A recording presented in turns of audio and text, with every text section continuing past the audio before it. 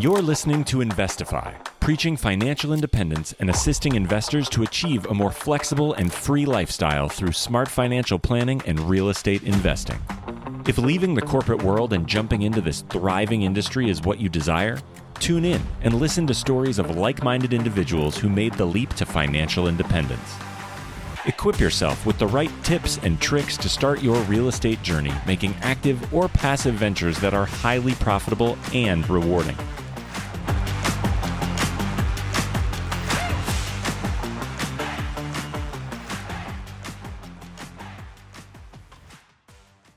What's going on, everybody? You are listening to Investify. My name is Craig Kurloff, aka the Fi Guy, and I'm here with my co-host, Mr.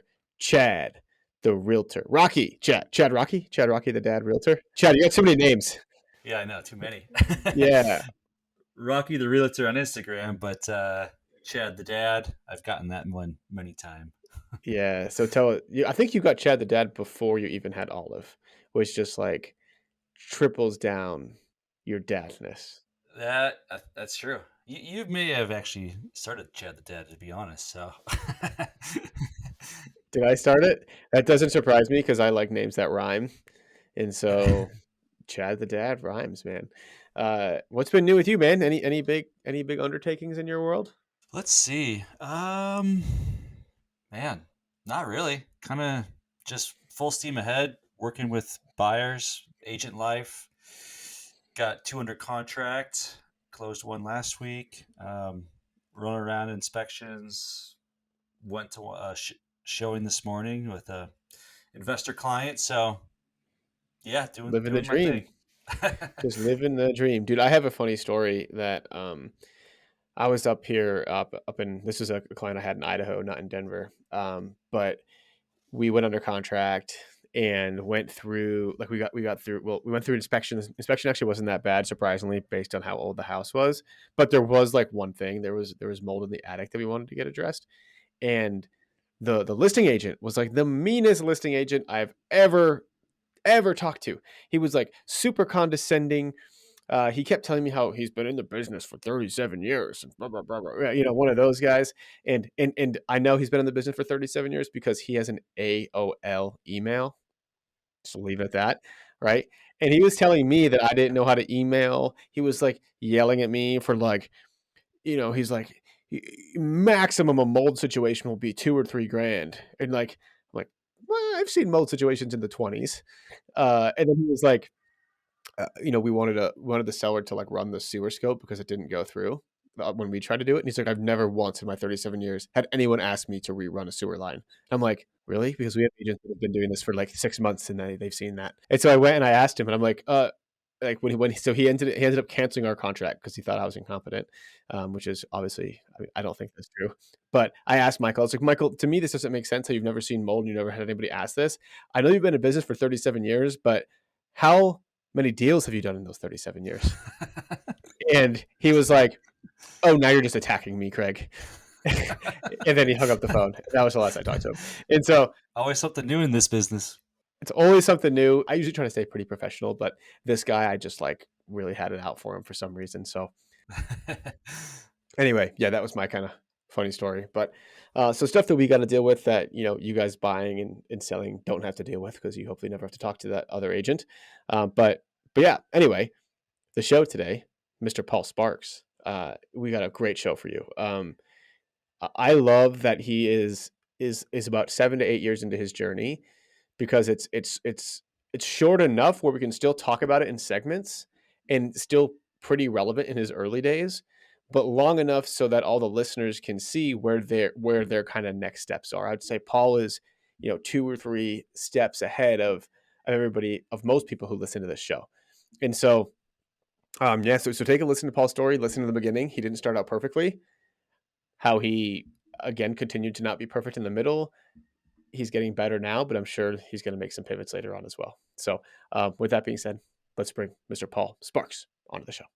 This episode of Investify was brought to you by the Fi team, a team of investor-friendly agents that service all 50 states. If you are looking to house hack, to invest, grow your portfolio, and want a true investor-friendly agent on your side, go to thefiteam.com and click Get Started, and we can't wait to have a good conversation with you. Paul Sparks, welcome to the show, my friend. How you doing today, bro? I am good. I am just excited because it's starting to warm up a little bit here in Denver. It's not quite so cold, which means my projects are not mud pits anymore. So it's a good day. It's a good day. How about you guys? We're saying this in February. That's totally a fake spring. You've got like three or four more fake springs until actual spring appears. So I saw Sure. the 12-day calendar has like 50s. I saw some 60s in there. So I don't know. But yeah, we got the April or May 12-inch storm coming for sure. wasn't it a couple years ago? It snowed literally in June. It was like June 23rd. It was like summer and it snowed. I remember that. I was like, All the trees are cracking because the snow is so heavy. Yeah, exactly. That's coming. It's a fall spring. You're exactly right. yeah. So enjoy it. Enjoy it. I'm not saying don't enjoy it. But speaking of fall springs, Paul, tell us about your beginnings. I guess spring is like the beginning of new life, a new season. Tell us the beginning of Paul Sparks' real estate career and kind of when you made that switch from like traditional life to the entrepreneur life. Yeah. Well, so like most people who get into real estate, they come not usually from real estate. They're probably in some corporate role. You like a good little boy, you go to college and you get your degree. I got an engineering degree. I went to work in sales. I did this for almost 10 years.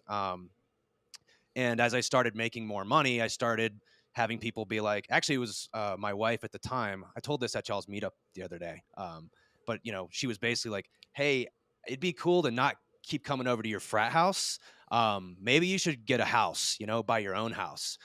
So I don't think I really gave a whole lot of thought to it before I had a girl worth trying to impress. But that was the catalyst to me buying my first house. And I didn't know anything about house hacking. I had some money saved up. In fact, I ended up buying a brand new townhome, for those who are familiar with Denver, in the West Colfax neighborhood, which is now Townhouse City. So I bought a house, and my girlfriend at the time moved in with me, and I started discovering bigger pockets. In fact, I believe I read your book a long time ago, Craig, and it was like, oh, there's a name for this. They call this something. Now, I wasn't doing it exactly the way that you were sort of advocating, which is you buy a house, you renovate it, you put as many bedrooms in there as you can, and you fill it with people who are going to pay you to live in that house. Well, I didn't perfectly do that. I saw it as a huge win to, one, have a place that I could call my own, and two, to really only be paying half my mortgage. So yeah, it was good. Wouldn't it be funny if you went from like this frat house with living a bunch of people and your wife's like, you need to stop living like this and buy a house of your own. And then you buy a house of your own and then rent it out to your bros and it's still a frat house, but now at least you own it. Yeah. So that option was never really an option for me. And, it's just, I guess my point of saying this is your first deal is not perfect. My second deal wasn't perfect. I bought that first house. I realized, oh, this is like, there's a whole thing to this. You can buy a house, you put somebody in it, you move out. So what I did is I bought a house, another one, a block over. It was another brand new townhome. And in fact, what I really like about new townhomes is you have a year warranty, and your CapEx budget is very, very minimal because of that.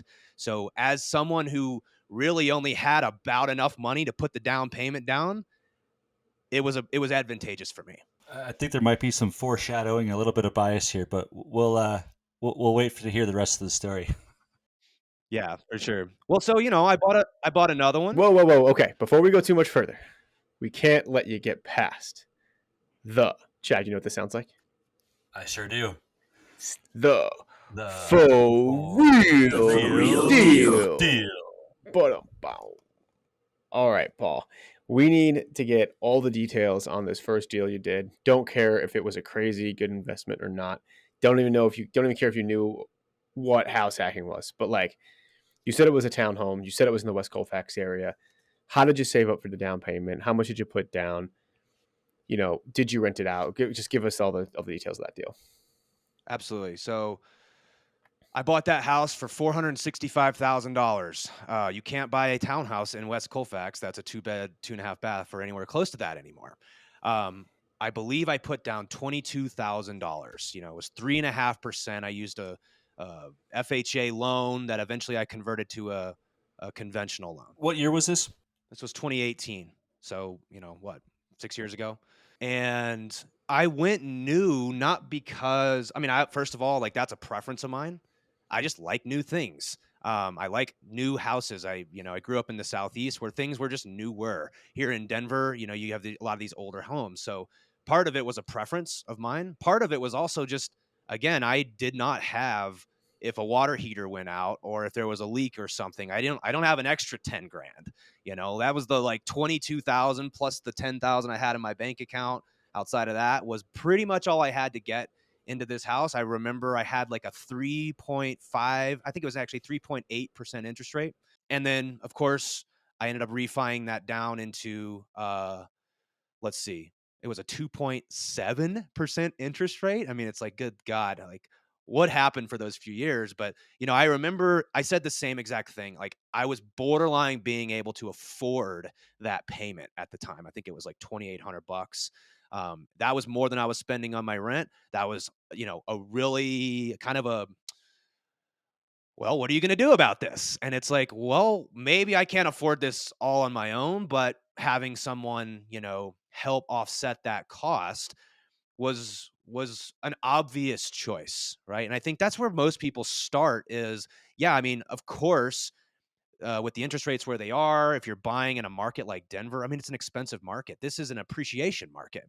It's not a cash flow market, right? So that house that I bought for $465, eventually I sold. I think it was 2-3 years later. I actually just, how do I say this? When I went full time in real estate, I needed to take some chips off the table to pad my own business. So I sold that house 2 years later for, no capital gains. I made like 100 grand on it. It's like, that was the real value in that home, was not the quote cash flow. It was the appreciation that I gained in a market that has consistently gone up 4% every single year for the last 30 years. Yeah, so if I'm gathering this correctly, right? You bought this house. It was a 2-bed, 2.5 bath. It was a nice place in a nice area, and you did rent out a bedroom to help offset the mortgage. Did you do that or no? Yeah, it was my bedroom that my girlfriend, now wife, was in with me. I didn't rent it out the other, you get my point. Okay, gotcha. So you basically just you just had a place to live, and Yeah. you were paying probably maybe even a little more than you would have been paying in rent, and you still made $100,000 in 2 years. That's like a $50,000 salary per year. I think the average person in America makes like 45 grand a year, right? So you're making like what the average person makes just on one asset in appreciation. And we tell people this all the time. It's like if you can get something in Denver to just break even, you're going to be like crazy ahead.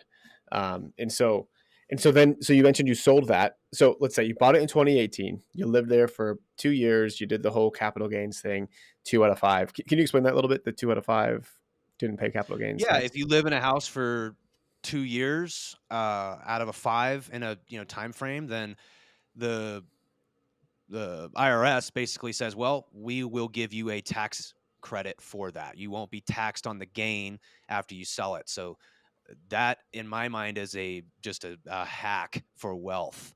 Buy a house, live in it for 2 years, sell it, take all that money, and do whatever you want with it. You can roll it into another house. You can use it for your own business like I did, but it's just a tool. These are all just tools on your board. And, accumulating these assets in a high appreciation market, again, it's like what I got distracted by is the folks in the Midwest who are talking about all this cash flow, cash on cash return, all this sort of stuff.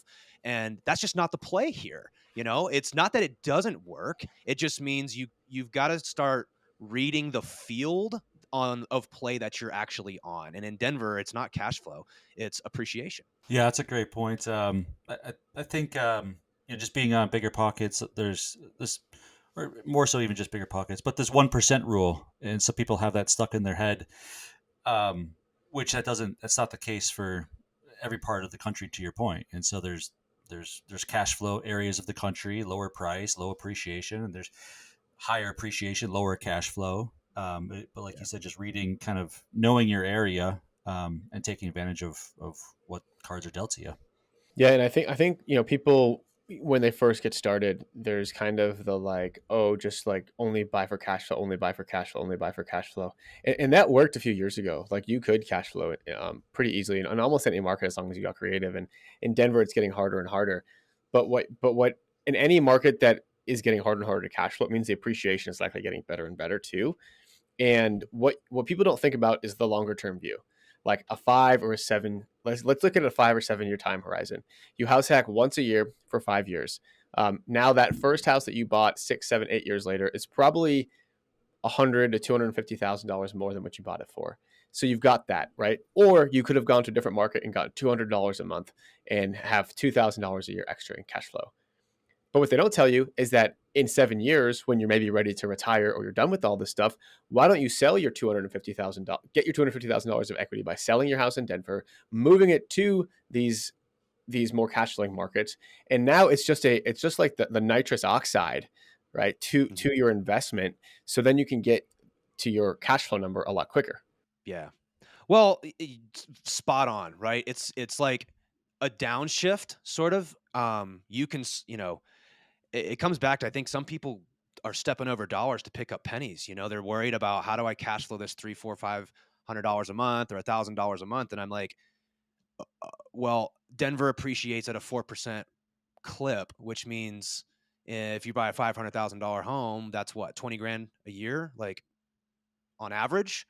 So that's almost $2,000 a month just in the appreciation. But of course, we were all taught, do not underwrite based on appreciation. That's not a way to look at deals. It's got a cash flow, because what happened in 2008, everybody got burned. So I'm not suggesting from a let's say from a purely investment standpoint, like if I was going out and buying a rental, yeah, it needs to cash flow.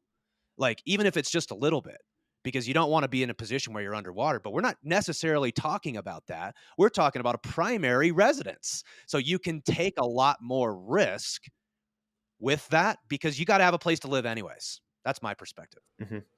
Yeah, and a primary residence as like, even like a house hack, right? Or whatever. Like if you're paying $700 a month to live in this house while you're living in it, like it's a pretty dang good deal, right? Yep. And so it's okay. But when you move out, you want it to at least be kind of breaking even. And if it is losing money, right? I kind of made this analogy the other day. I had a client that he's like, hey, I'm thinking about selling my house. And I'm like the worst realtor ever, because I always convince people to not sell their house. And so I'm like, well, before you sell your house, like, let's just take a look at if you got a HELOC on the house and use that to put the down payment, he would essentially be losing $250 a month.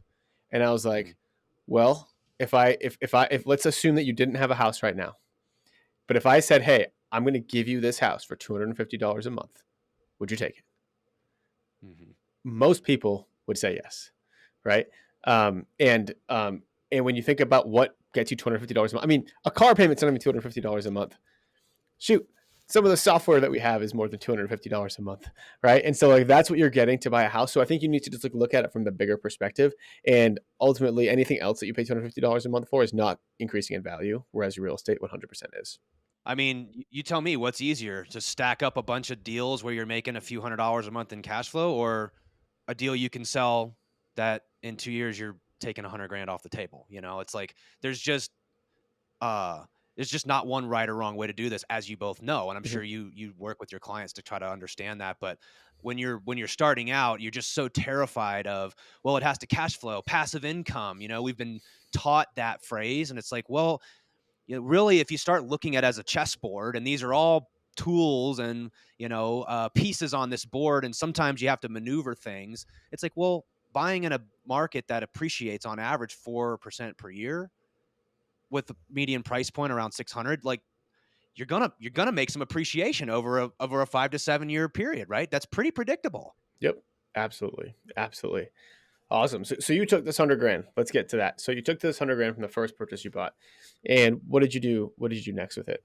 Wow. So I guess a couple things happened. That money was used to fund some of the. I mean, you guys know, I've known both of you guys for quite a while now.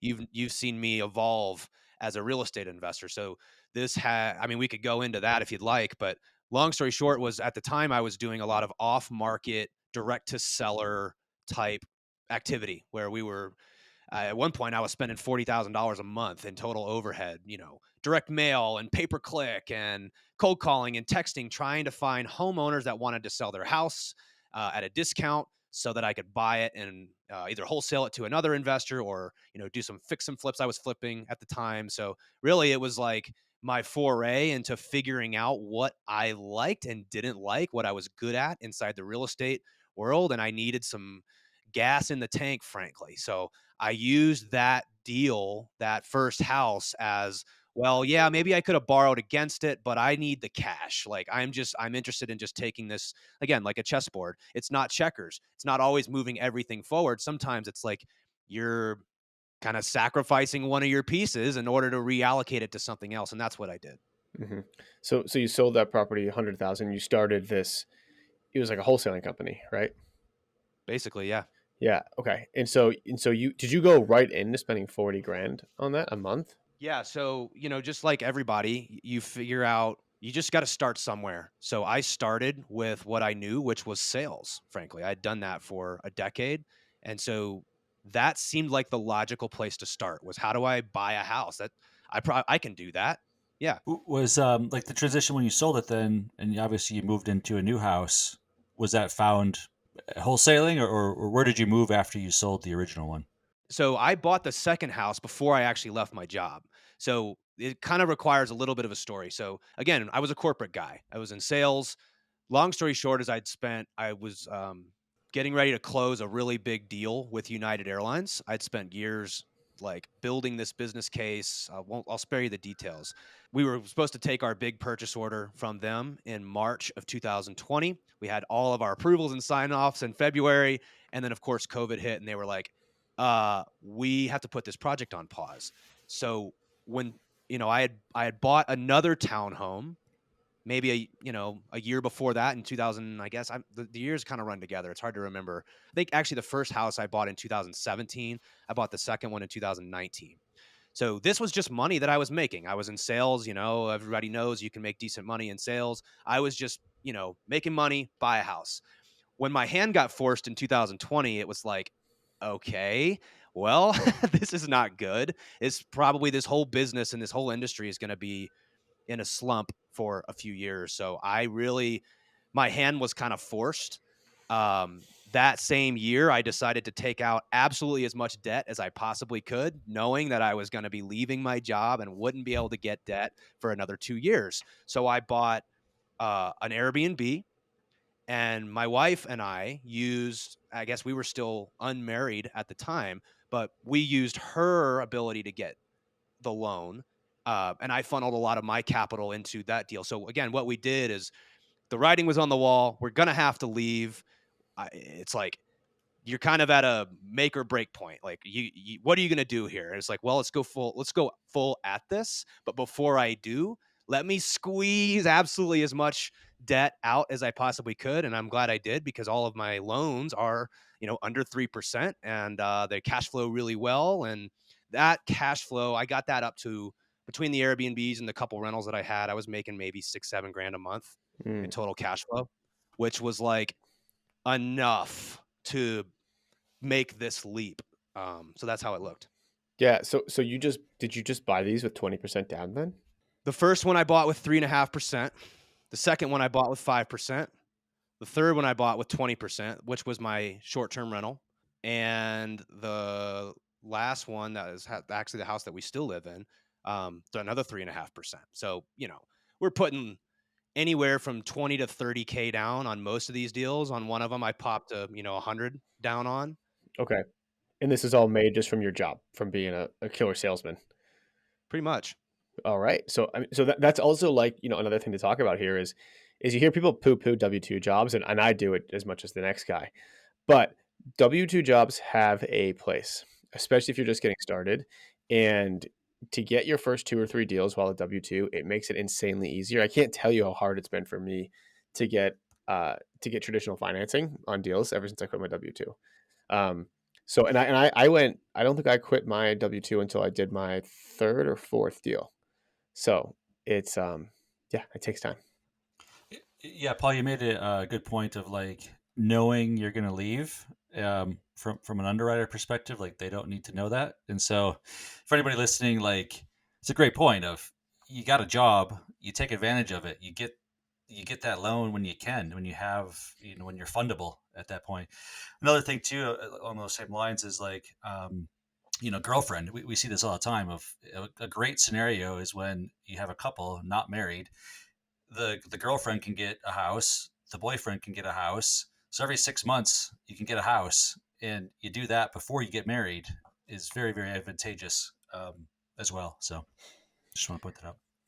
Yeah, Grace. So my wife, Grace, and we did that. I was house hacking a few years before her, but she bought her first one in 2020. I bought one in 2020. She bought one in 2021. I bought one in 2021. So for like a 2-year period there, we were moving every 6 months, and like it's not fun, but is $200,000-$300,000 in a couple of years fun? That's fun. I've heard you guys talk about the what do you call that? The comfortability versus profitability seesaw, and it's like that's a preference thing, right?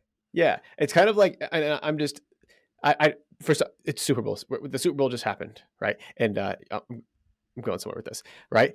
And people see the Kansas City Chiefs, and I'm not a Chiefs fan, but see the Kansas City Chiefs in the parade winning the Super Bowl, and there's 31 other teams that say, "Oh, that is really fun," right? What they don't see is all the extra work, all the extra film they watched, all the extra practice they did, all the things that took them to get to that spot that was not fun.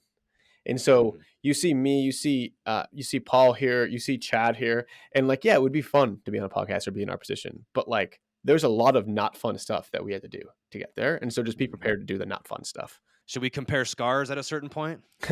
We should, yeah, Because that's what it is, right? I yeah, think that is, it's fear and uncertainty that keeps people from starting. My opinion is there's the risk profile of buying a house hack is just so ridiculously low that what keeps people from doing it is their own heads. It's like you're inside your own head. And we hear stuff. Yeah, I'm sure you guys deal with this all the time as agents. Yeah, but the interest rates, and yeah, but the market, and so the prices are so high. Well, guess what? They said the same thing in 2017. They said the same thing in 2019. Same thing in 2020 and 21. And I mean, it's like now we're kind of getting enough, trips around the sun where it's like I've been hearing this song for, almost 6 years I've been doing this now. It's like there's nothing, there's the conditions. What does Jim Rohn say? It's like it's not the wind, it's the set of the sail or something like that. Like it's not, the conditions are what they are. You can't complain because it's winter or because it's spring or whatever. It's like the seasons are what they are. So your job's not to complain about it. Your job is to set the sail. absolutely. I love that. Yeah, quit trying to time the market. Quit trying to time it perfectly. Just go and do something. Yeah, and do something in a scale. Like everybody wants to talk about, oh, like I want $10,000 a month in passive income, or I want however much. And I'm like, well, great. Well, how much do you have right now? I'm like, well, none. I'm like, then forget about that. Just go get a base hit. Like just go get something going because you don't know what you don't know at the beginning. And there's a quote that I said this to Chad recently, is most, so this was a child psychologist that said this. Her name, the phrase is, most prefer the certainty of misery to the misery of uncertainty. Most people would rather stay in the position that they're in, even though it's not really serving them, but because they know what to expect, they stay there. Because being uncertain of like, well, what's going to happen if I buy this deal? There's a lot of uncertainty in that. And that's really difficult for most people. So if you can get over that idea of like the certainty of misery, like it's a little overstated maybe, but I think the idea is like, if you're looking to get started in investing, it's like, it's going to be uncertain. It's going to be uncomfortable. Welcome to the party. Mm-hmm. Mm-hmm. Yeah, that first one is always the most difficult. I mean, you just got to pull the trigger of, and I always say too, like the short term sacrifices and short term pain for the long term gain of. Do you want to work to your 60? Most people say no. Like, okay, if you don't want to work to your 60, what do you got to do today to not have that happen. And it's take a little bit of risk and surround yourself with the people that are doing what you want to do and learn. But there's then the balance of like analysis paralysis versus pulling the trigger. And at some point you just got to rip the Band-Aid off, pull the trigger. Then once you get your first, you'll learn so much, and then you get your second and third, and then you're not working till you're 60. Mm-hmm. I love that. This episode of Investify was brought to you by the FI team, a team of investor-friendly agents that service all 50 states. If you are looking to house hack, to invest, grow your portfolio, and want a true investor-friendly agent on your side, go to thefiteam.com and click Get Started, and we can't wait to have a good conversation with you. All right, Paul. So first one, you bought and sold. That was essentially the starting point of your business. You had a couple of rentals that you picked up along the way, and so I'm curious to hear kind of about the wholesaling company. And so you started it. Did you start it on your own? Did you have mentors? How did you get into that, and where did it go from there? My background is sales. That's all I've ever done. I like to say like that's really only good thing that I'm good at, frankly. So what I am really good at is recognizing where value exists. And so there's a framework that I use. I call it the deal triangle. So any deal, like I'm talking about more of an active type of deal, not necessarily house hacking. But there's three sides to every project. I guess it would apply to house hacking too. The first side is sourcing. How do you find a good deal? The second side is funding. Well, how do you get the debt, the equity that's needed to take it down, the down payment, the loan, all that sort of stuff. The third piece is the construction, the operations. Who's building it? Who's doing the construction? And so when you look at, let's just take fix and flips, for example. You got to have somebody to source the deal. You got to have somebody to fund the deal and somebody to actually operate it. Well, when I looked at this, I said, well, where do I add the most value on this deal triangle? I don't know anything about, these hands are soft. Like I don't know anything about construction. I didn't at the time. I do now. And I didn't have any money really. The only value that I could see was being able to source these deals. So that's where I started because I felt like that was where I could add the most value. And I did everything. I tried all the mentors, paid for every coach. I probably spent multiple hundreds of thousands of dollars in the first couple years educating myself. I don't know that I would have done that again the same exact way. It kind of is what it is, but here's what I learned is what you start doing in real estate doesn't have to be what you continue doing in real estate. What I found was, and I'll reserve my own comments about what I think about a lot of wholesalers because frankly, it's a pretty slimy business if I'm being honest. What I learned, because there's lots of people who do it the right way. Let me preface with saying that, but there's also a lot of bad actors in that business. And what I found was sitting in front of a homeowner that's in a highly distressed personal financial situation was very difficult on me emotionally. It was something I took it home with me. It was very hard to separate yourself from, a 75-year-old woman whose husband's just passed away. She's, having this really terrible life event and needs to sell her house. And I'm trying to buy it as deep as I possibly can. And it's like, gosh, this was it was a tough thing, I think, for me. And so I just realized that's not where my skill set lies. It is more on the capital raising. That's what I did for a decade, was putting large projects together with some of the largest companies in the world. And I don't regret that time because I sort of describe anybody who's trying to go full time into real estate. There's this phrase everybody says, like, burn the boats and go all in. Frankly, I'm not a huge fan of that because if I had done that, I'd still be a wholesaler today. Right. And I think at the beginning of your business, when you're starting either full time or you're starting to kind of buy things, you don't know what you don't know. You don't know what you like. You don't know what you're good at necessarily. So I use a framework I call a soft offense. It's sort of like if you guys picture a Jenga board, if you're playing Jenga, you'd be a really bad Jenga player if you just, that's the one and you just mash at it, right?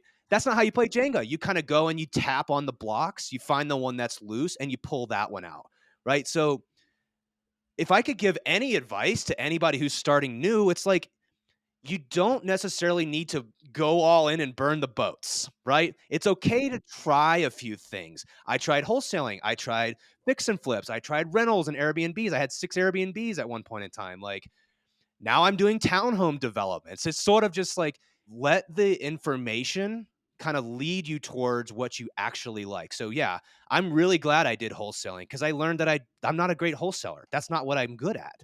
That's not where my skill set lies, and that's not what makes me happy. And you only find that by kind of pressing on a couple different things. I will say this, and Paul, I've kind of been following your journey for a few years, probably since you started the wholesaling business. And for the record, from my perspective and from my wife's perspective, who actually looked up to your wholesaling company, we thought you were killing it. Like, we thought it was great. We thought you loved it, right? And so and I'm not saying this as like, this is so everyone knows, is that what you see on Instagram or on billboards, or I remember seeing a billboard with your name with Bunny Hill on it. And so it doesn't mean that like that's the highlight, right? And so no, like we said, like with the Super Bowl and the Chiefs being on the stage there, right? Like it looks really good and sexy. It looks like they're crushing it, but on the back end, like there might be a lot of trouble that you're not seeing. And so don't just assume that it is the right way. And it's okay. Like how did it feel to have to like let the wholesaling go after spending hundreds of thousands of dollars and all that time and money into doing it? Like, was that humbling at all to you? Like, how did that feel for you? Extremely difficult. You know, there's like a framework, a phrase that we say. I say it's called naming the puppy. So, you know, it's sort of like you go to a pet store and you walk in and there's all these puppies right there. And what does the guy that's there try to get you to do? He's like, well, pick this puppy up and, you know, you should give it a name. And, you know, it's like, we're going to name this one Nikola Jokic right here. Right. And like, oh, wow, look how cute this puppy is. And what does he say? Take it home. Like, if you don't like it, you can always bring it back. Well, what's the chances you take that puppy home and that it ever comes back to the store? It's zero. I don't know who can take a puppy home and bring it back. But that's the problem. Is we name the puppy in all these areas of our life. We take these puppies home and then we never give them back because our identity is now attached to it because, well, what's everyone going to think? They're going to think that you're a quitter or you failed or this, that, and the other. So these tricks and these, you know, mental games it's not reality. These are tricks that are played on you. And certainly from the outside, like even from the inside, that business was not successful. It just wasn't the right fit for my own, like, I didn't enjoy it. I wasn't like so committed to one thing that I decided. And I guess my point is when you're getting, and you guys know this, when you're getting into real estate, your first couple years, the rate at which you're learning and getting exposed to opportunities and options is so fast. So it's like, reserve the right to change your mind. You know what I'm saying? If you can't be someone that is willing to change their mind in light of new information, I don't know how successful you're going to be long term, and or you might build a box/prison around your life because you said you were going to do this, so by God, you're going to go to the grave and do it. It's like, no, I just don't think that's the recipe for success. It's like, it's okay to change things, it's okay to adapt, and it's okay to learn. I'm just keep on thinking of like people in W-2 jobs of that's just like I feel like the American society of like you said, go to college, get a job, work that job. You know, I stayed in my job for 40 years and then you retire and there's no other, like a lot of people's mindset, there's no other option. This is the job I have. This is what I do. And then you're stuck in it for 20, 30 years. To your point though, like there's other ways and don't be afraid to change. Like change is okay. And it's like, it's a bias that we call loss aversion. You know, it's like, but I've spent all this time and this energy building this thing. So like, I'm going to lose so much if I do something different. But that's not reality. Continuing to do what is that phrase? Like continuing to do something you know that doesn't work is the definition of insanity, or whoever said that, Einstein maybe. That's I guess what I realized, Craig, was that I was just continuing to guarantee that every single day I was going to come home stressed out. And it's just at a certain point, you have to kind of recognize it. You got to change something. Yeah. And what I'm like, just this, I don't know why, but this Led Zeppelin quote is in my head from one of their songs that I used to like love as a kid. And the way it goes is, and this is what it says. It says, "Then as it was, then again it will be. And though the course may change sometimes, rivers always reach the sea, right? And so if you think about the way a river runs, you could be in the middle of Kansas, right? And that river is going to reach the ocean. Now it may go through a bunch of different rivers. It might take the Mississippi and then the Ohio and then the Colorado, whatever, right? I don't really know my river geography that well. But the point is that like you are in a river with Bunny Hill. And instead of sticking to that same river, you decide to pivot. And it doesn't mean you're going to a different place. You're still going to build the wealth and the ultimate lifestyle, and the reason why you're starting these businesses is going to be the same. You're just getting there a different way, and that's okay because almost everything changes. Well, it's really great analogy. It's like getting really clear on what you want out of life, but being very open to, I call it the universe, right? To the how. Because our best plans right now are just the best guess of what we believe reality to be in the future, but we don't know what it is. Mhm. And we don't, so we have to proceed kind of keeping the loop open with the how of how this all works out. Because again, what you know now, I mean, it's like in year 1 in real estate versus year 3 in real estate. I mean, it's not a linear progression in your skills and understanding. It's like, whoom, like a big, exponential curve. Like, so how could you have known about this at that time when you laid out this perfect 10-step plan of how many you were going to do exactly this thing? And when you get kind of locked into that, you close yourself off to the universe and the infinite possibilities that exist. So it's clear on the what, completely unclear on the how. I just got to jump in for a second. We're on episode 183, and a guest said, "Great analogy to Craig." We may have set a record. That's never been said. That's never been said before. Hey, we're marking this down on the calendar. We're recording this on Valentine's Day. I think Paul is just feeling some extra love for us today. Yeah, That's right. I appreciate you, Paul. Awesome, man. All right, dude. So okay, so the wholesaling company, right? Like you know you're a good businessman. So and so I didn't mean to say that it wasn't successful, but I guess from my perspective, I thought you were enjoying every second of it, like from just what I've seen on the exterior, and that's clearly not the case. And so, when did you decide to shut that down? Like, during what time period did you have that, and then where did you go after that? So, we spent 2021, like, I'm all in, we tried everything. I think I had like 6 or 7 people working for me at one point in time. We were doing, like I said, about a $40,000 a month total overhead inside the business, which felt like a noose to me at the time. That just like a couple bad months, and I had a couple bad months, can really so it's just very stressful having that consistent. You guys get this as agents, you never quite know when your next deal is. So sometimes it's like, it's a little stressful. But what I realized ultimately, back to the deal triangle, is my skill set is less on negotiating off-market deals and more on business to business sales, right? So I came from the world of business to business. What I would consider direct to seller is B2C, business to consumer. But I'm much better at, let's just say, raising capital is another way of saying that. So I started finding other people on the triangle that did really that were really excellent at what they did. And it started with a couple what we call pop tops here in Denver. So, I raised my first $1 million.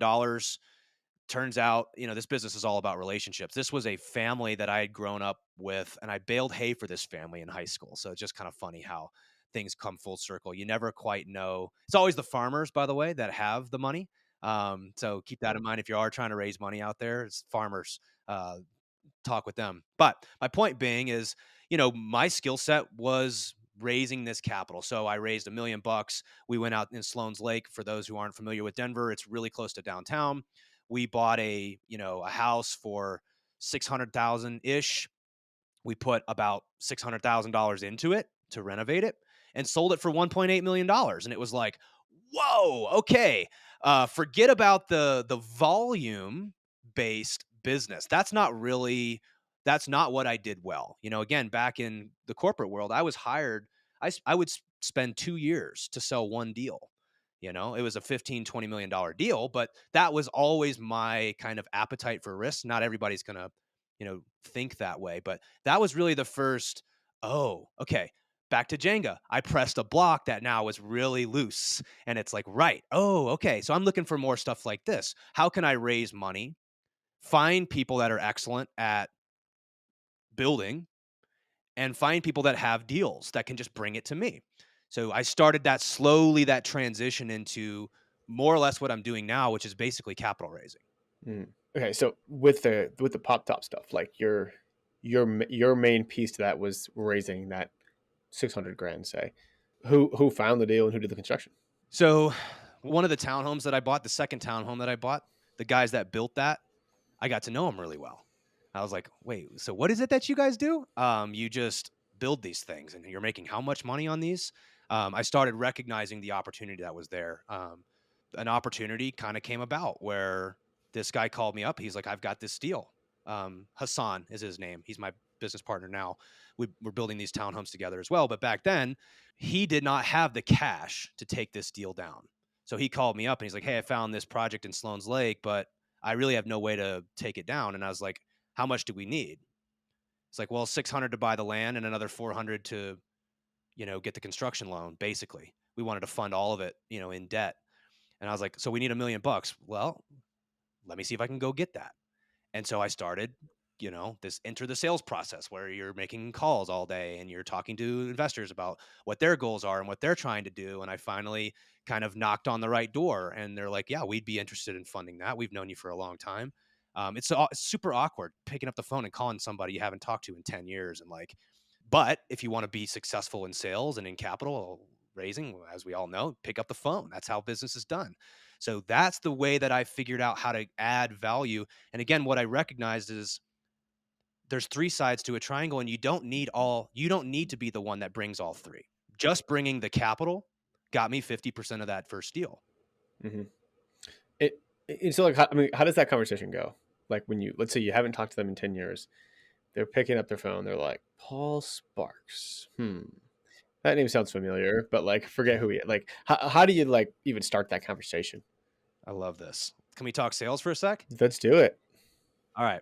So first of all, if you're raising capital, you never talk about the deal that you're raising for in the first conversation, ever. That's a cardinal sin. So the first conversation, you're using what I call, so if you notice, I have a lot of frameworks and stuff that I use. It helps me like kind of consistently make good decisions. And one of them we call the solvable problem. So it's like, what are you actually trying to accomplish in your life? I see this mistake made so often by capital raisers. They just get on a call and they just start pitching their deal. Mm-hmm. And it's like, I don't even know what you want. I don't even know what you like. I don't know what you're trying to accomplish in your life. How active are you trying to be? You're just interested in selling your deal clearly. So that's all you're doing is you're pitching, because not every deal's right for every investor. Mm-hmm. And if you don't understand what they're actually trying to accomplish, then you're just slinging mud at the wall and hoping stuff sticks. Mm-hmm. So that very first conversation is not an agenda. You're not trying to sell anything. You're trying to reestablish a relationship. How the hell are you? Hadn't talked to you in a while, man. I just wanted to let you know what I'm doing and find out a little bit more about what you're doing. How have you been? It's not as like you're trying to initiate that first conversation and reestablish some rapport, basically, And there's something that I heard: if you're raising capital, there's a rule that I sort of use. If I'm going to spend more than 30 seconds with you, I'm going to tell you what I do and how you can help me.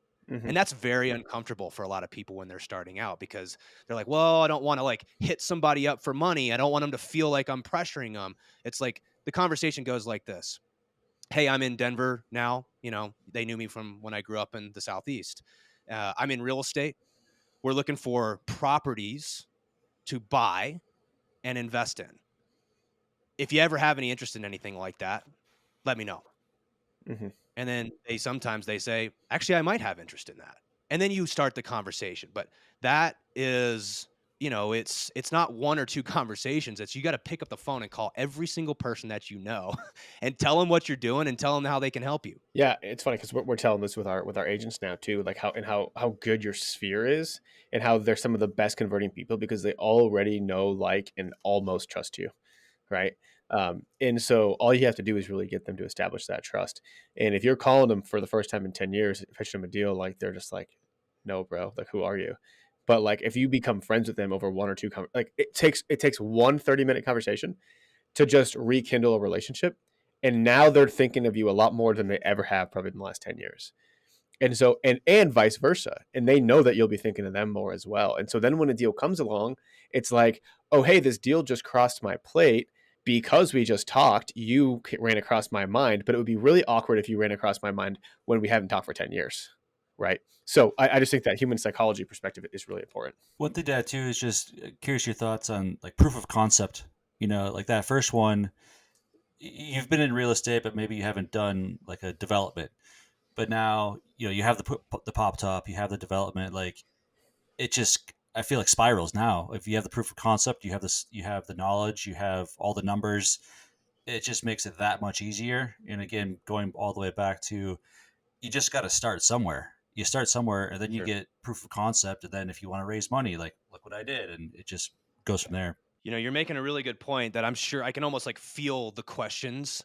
One of the question I'm sure that somebody that's listening to this is thinking is like, yeah, but do you need the deal first or do you get the money first?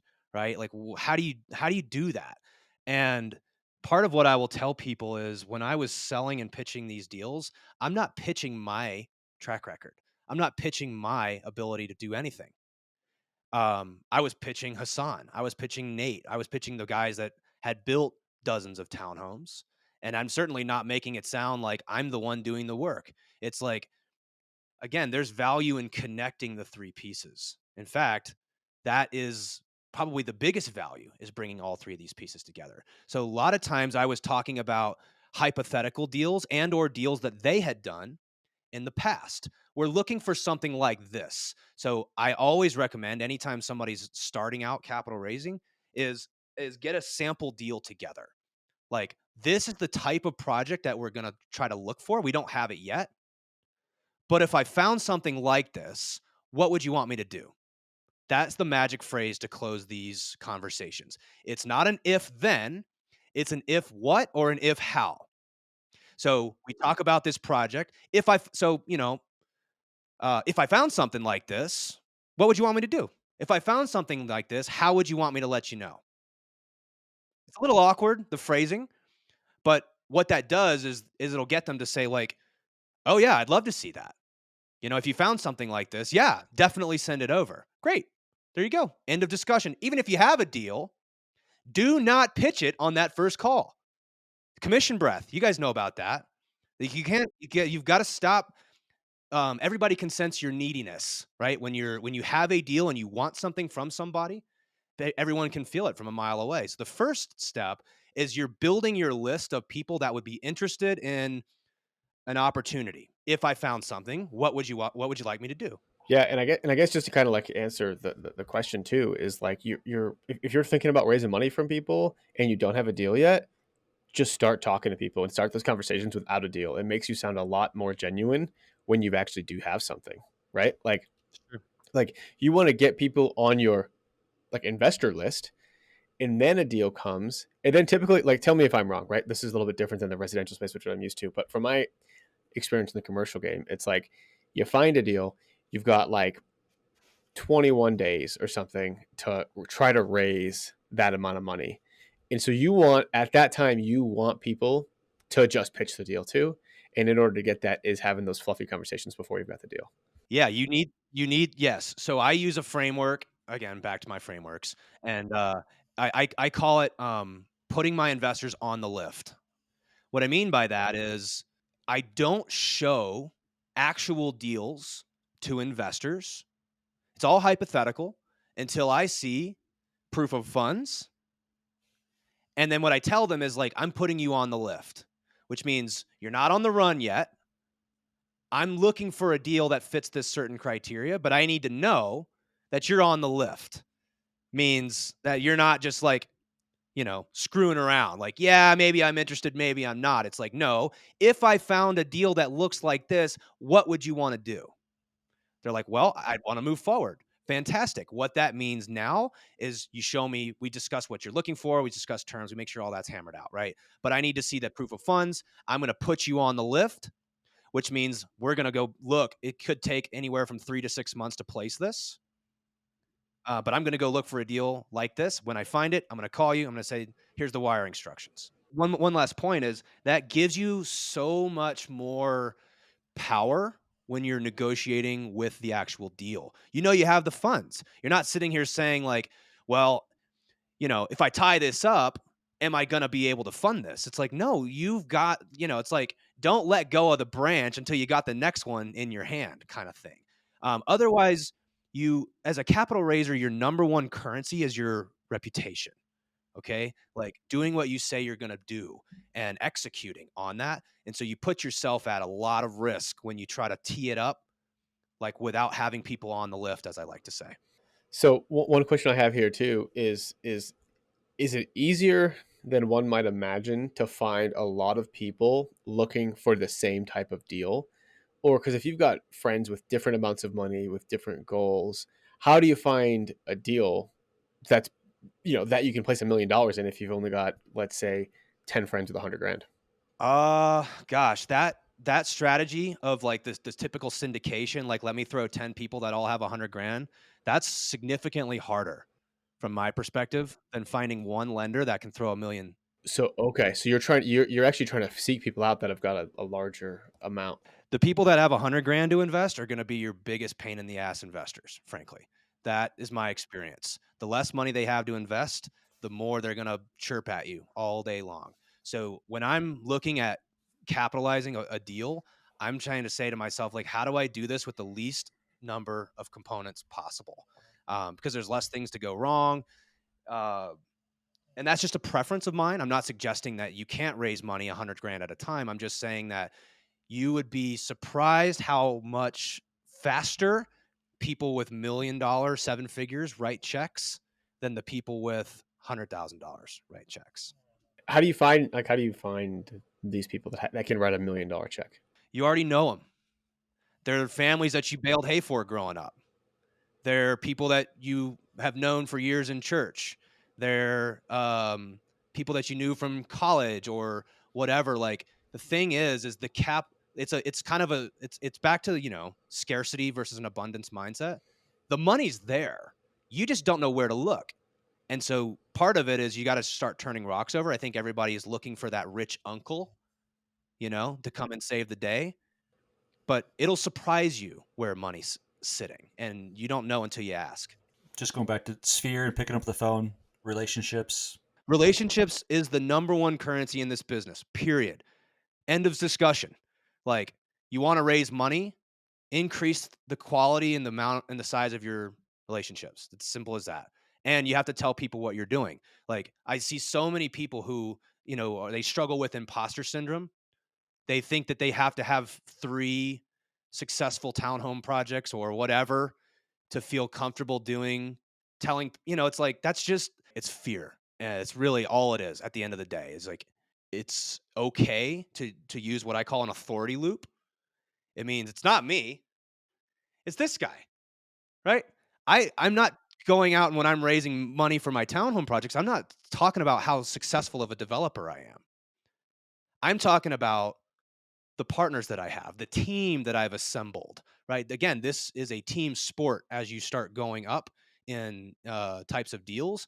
And you've got to start thinking about it in terms of what you specifically bring and how do you put the team together that has what's necessary in order to actually execute on that project. And you're selling that. That's the product that you're selling, not your necessary experience, because everybody knows that you got to start somewhere, which means you have to find a way to leverage the relationships and the resources. And it's back to the relationships. Here we are again, right? It always comes back to that. Yeah, this is amazing, Paul. Right? Like I think like your kind of story, like in my head, is like cut up into chunks of like beginner picking up residential type properties, house hacks, yada yada yada.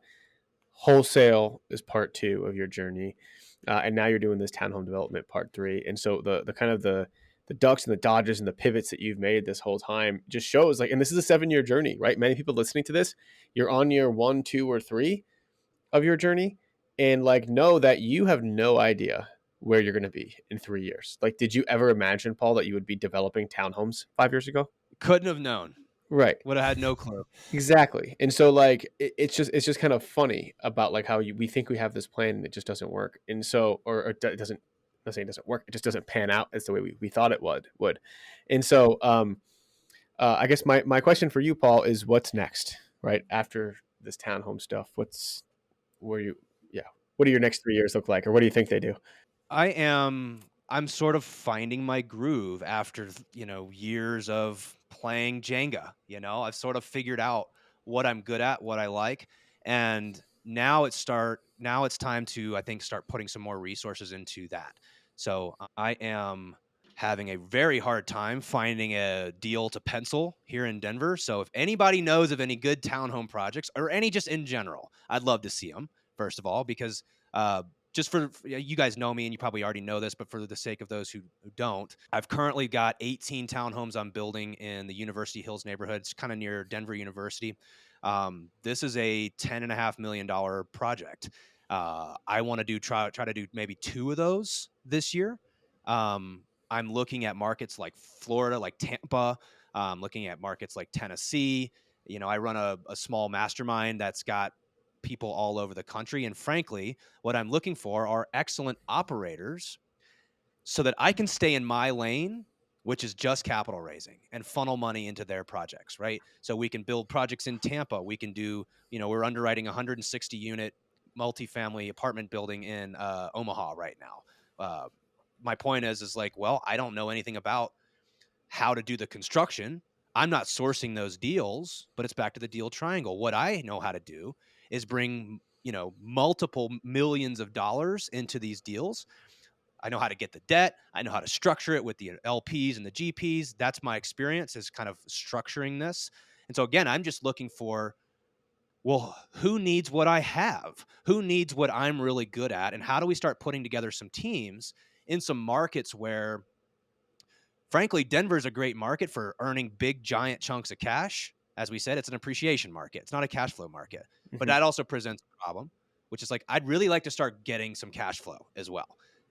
How do I start finding some other markets where maybe we're doing build to rent opportunities or we're doing some value add multifamily? So this is really like what the next phase of kind of pressing and seeing what works is. I need to find who is going to benefit most from the skill set that I bring to the table. And how do I build teams in markets where we can actually find deals, because it's really tough here in Denver.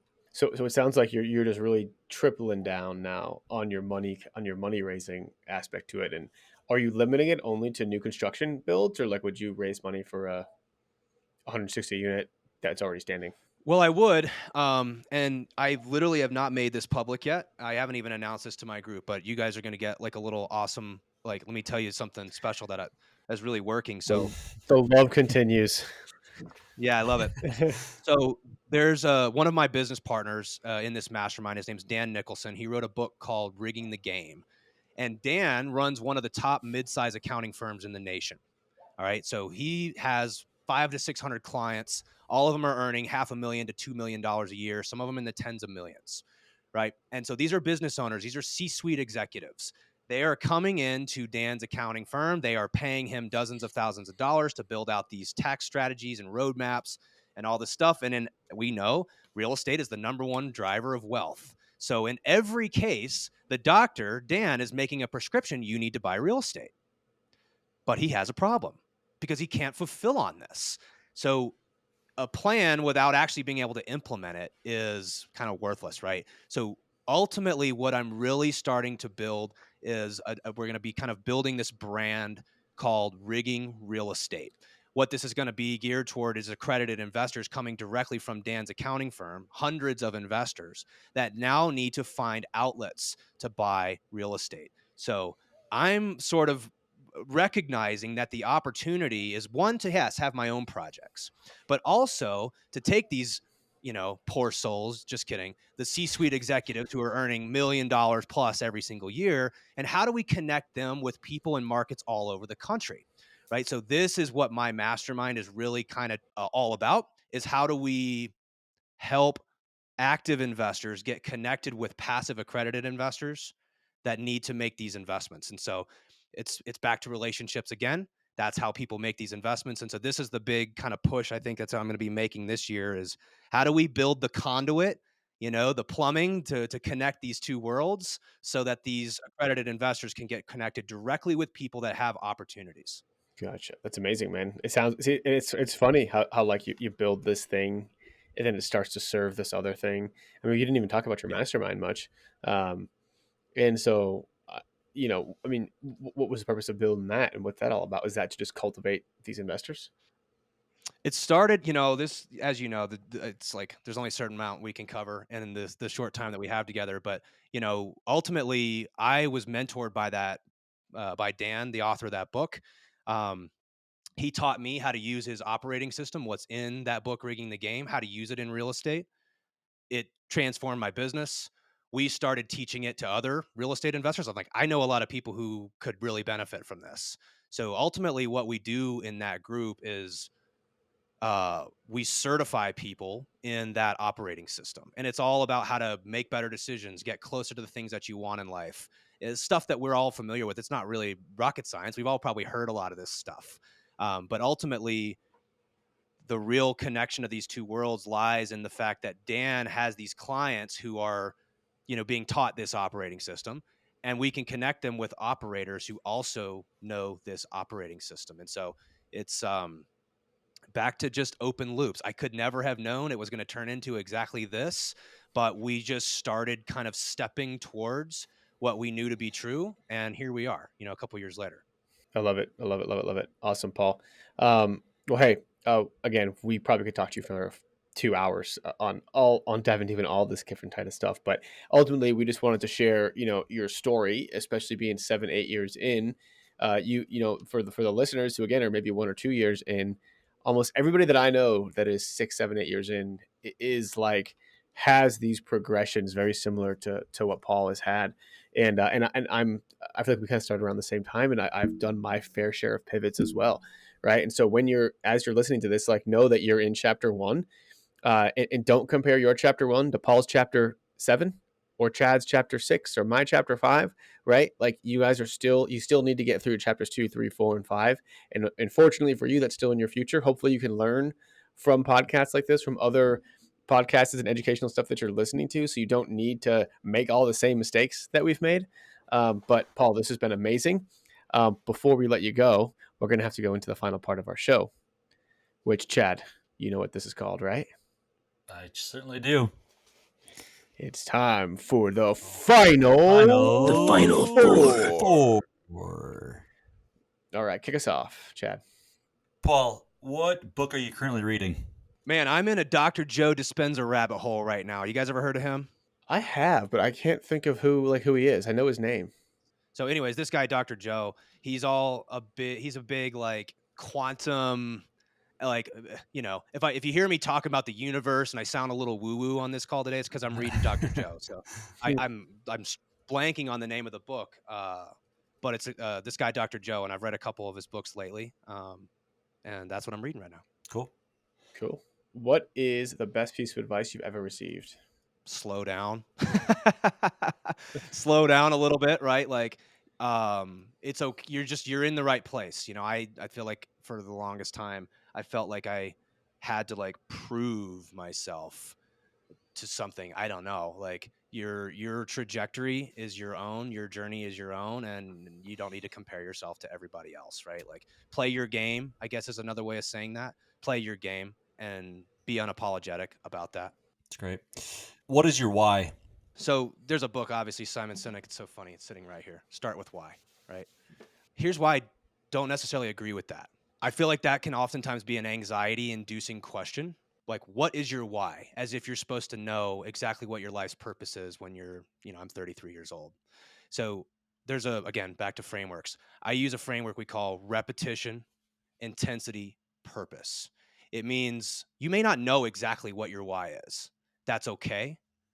Go out and do the reps, because as you engage, you'll start finding what leads to intensity, right? If I had said that my why was I want to help off-market distress wholesalers, it's really difficult to get off that when you realize that it's not.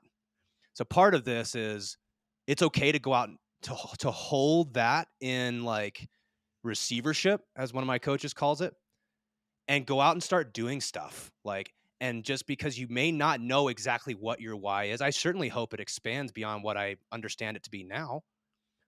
And so that process, in my opinion, is constantly evolving, and that may be a little different take than you guys might have. That's been my experience, is that I don't need to know exactly what my why is in order to keep making steps forward.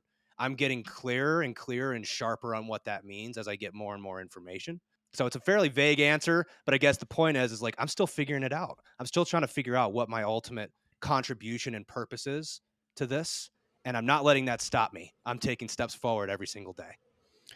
Yeah, I think one thought here is that your why is ever changing, right? Like, you don't buy your first house hack for the same reason you're going to build a $10.5 million, townhome complex. It's just not the same why. Like, you buy your first house hack to achieve financial independence and probably to get out of your W-2 job.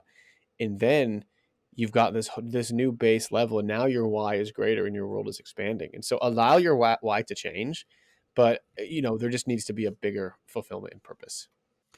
That reminded me of one thing I always hated in the W-2 life or corporate life was, tell me what your 5-year plan is, or what's your 10-year goal. I absolutely hated that question. It's like, I'm trying to figure out what I'm going to do tomorrow. Like, why do I have to have a 5-year goal? I mean, like, you should have things out there, and to your point of like why, like, but that's always evolving. You don't need to put it in stone today and just work towards that because you don't know. Well, and I can give you a little bit more of a tangible answer too. I sort of, when I actually answer that question, usually what I say is, I like to play business like a sport. I enjoy doing this stuff, like solving problems. Like, I like to do business with people that I like to play with. So ultimately, what I think about, what I'm really trying to accomplish is, how do I make the money that I need every single year to like fund the things that I want in life, so that I can play business like a sport, so that I can, because it's fun for me. Like, I don't know what to say other than it's like, I enjoy it. That's what I like to do. And that's probably going to continue evolving and changing as I do the reps and it leads to more and more intensity. I start figuring out what that is leading towards. And right now I'm just kind of holding that in a place of receivership. Totally. I love that. All right, Paul, last question. Which Disney princess is the most annoying? Gosh. Cinderella. Come on, get it together. Cinderella? Lead me. Tell me why. Losing give me more. losing your shoe. Like, come on, get it together. Yeah, fair enough. For me, it's Snow White. I don't know if she's technically a princess or not, but I just always thought she was so annoying. Like, her voice was so annoying. That's a really good question, guys. I like that one. Oh, I'm gonna say, just because Olive is all about Anna. I'm gonna say we've watched that movie now 500 times, so I'm gonna go with that. Chad, do you want to build a snowman? Absolutely not. Yeah. So anyway, Paul, where can people find out more about you? Check me out on Instagram. I kind of wear it all on my sleeve. I'm not shy. You can check me out at Paul Sparks Official on Instagram. You can learn about the flips that I'm doing. I've got a couple flips here in Denver. I've got, a bunch of townhomes I'm trying to sell, run this group. You can go, kind of follow along there if you like. Awesome. Paul, well, thanks so much for giving us your precious time here today. I think there's a lot that we've taken out of it, and it was obviously always good to hang out with you, good to catch up, and good to hear your story from front to back. Thanks, gents. I enjoyed it. Thanks, Paul. See you later, man.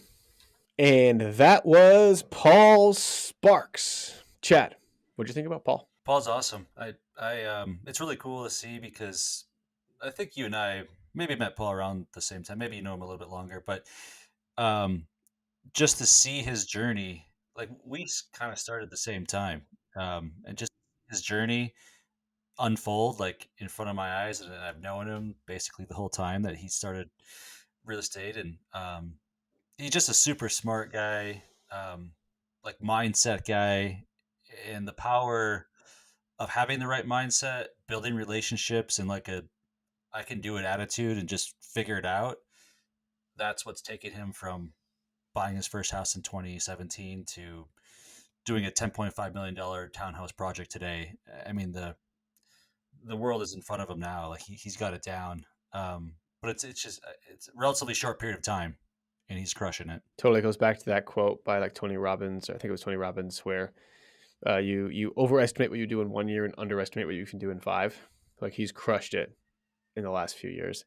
And yeah, he's a great guy. So if you guys do, if you did resonate with anything Paul said here, like go reach out to him on Instagram. Like we bring people on the show that are wildly successful but don't have 1 million plus followers, because we want you to reach out to them. Like we want you to reach out to these very successful people and help you build your wealth. And so give Paul a follow. If you haven't already, please give us at Investify a rating and review. That would be greatly appreciated. And shoot us a DM on Instagram when you do leave us a rating and review. My name is the Fi Guy on Instagram, and Chad is Rocky the Realtor. And we will see you all next week. See ya.